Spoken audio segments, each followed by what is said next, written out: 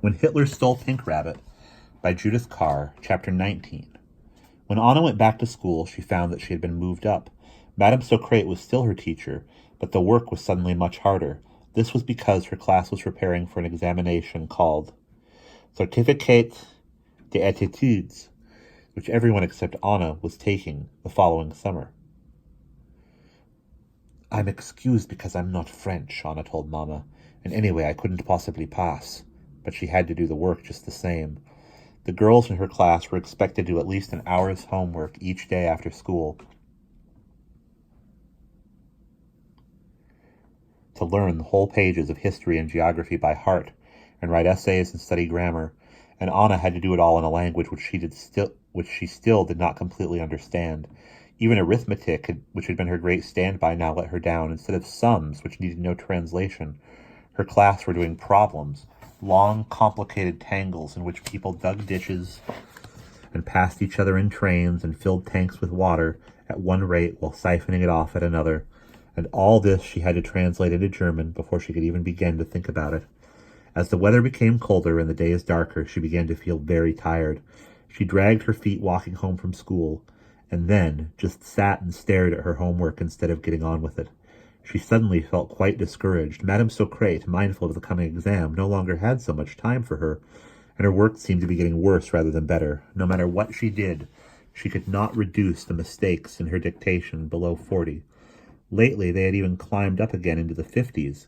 In class, even though she often knew the answers, it took her so long to translate them into French in her mind that it was usually too late to give them.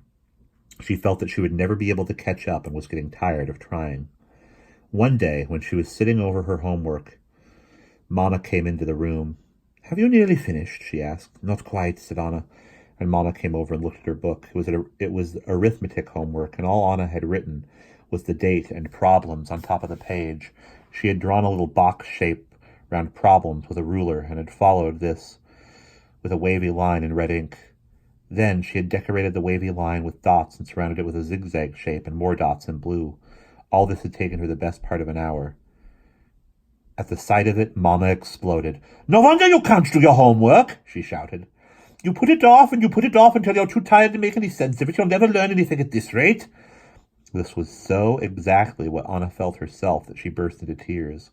"I do try," she sobbed. But I just don't seem to be able to do it. It's too difficult. I try and try, and it isn't any use." And in another burst of weeping, she dripped tears all over her problem so that the paper cockled and all the wavy lines spread and got mixed up with the zigzag. "Of course you can do it," said Mama, reaching for the book. "Look, if I help you." But Anna shouted, "No!" quite violently and pushed the book away so that it shot off the table onto the floor. "Well, you're obviously in no condition to do any homework today," said Mama after a moment's silence and walked out of the room. Anna was just wondering what she had to do when Mama came back in with her coat on. "I have to buy some cod for supper," she said. "You'd better come with me and get some fresh air." They walked down the street together without talking. It was cold and dark, and Anna trudged along beside Mama with her hands in her pockets, feeling quite empty. She was no good. She would never be able to speak French properly. She would be like Greet, who had never managed to learn. But unlike Greet, she could not go home to her own country. At this thought, she began to blink and sniff all over again, and Mama had to grab her arm and stop her bumping into an old lady. The fish shop was some distance away, in a brightly lit, busy street. There was a cake shop next to it, its windows filled with creamy delicacies which you could either take away or sit down to eat at one of the little tables inside. Anna and Max had often admired it, but neither had ever set foot inside because it was so expensive. This time Anna was too miserable even to look at it, but Mama stopped by the heavy glass door. "We'll go in here," she said to Anna, surprised, and steered her through. They were met by a wave of warm air and a delicious smell of pastries and chocolate. "I'll have a cup of tea and you can have a cake," said Mama, "and then we'll have a talk." "Isn't it too expensive?" asked Anna in a small voice. "We can manage one cake," said Mama. "But you'd better not pick one of those absolutely enormous ones, otherwise we might not have enough money left for the cod." Anna chose a pastry filled with sweet chestnut puree and whipped cream, and they sat down at one of the little tables. "Look," said Mama, as Anna sank her fork into the cake. "I know it's difficult for you at school, and I know you are tired, but what are we to do? We are living in France, and you have to learn French." I get so tired, said Anna, and I'm getting worse instead of better. Perhaps I'm just one of those people who can't learn languages. Mamma was up in arms at once. Nonsense, she said. There's no such thing at your age. Anna tried a bit of her pastry. It was delicious. Would you like some? She said. Mamma shook her head. You've done very well so far, she said after a moment. Everyone tells me your French accent is perfect, and you really know an awful lot considering we've been here less than a year. It's just that now I don't seem to be able to get any further, said Anna. But you will, said Mamma. Anna looked down at her plate. Look, said Mamma. These things don't always happen as you expect. When I was studying music, I sometimes struggled with something for weeks without getting anywhere at all.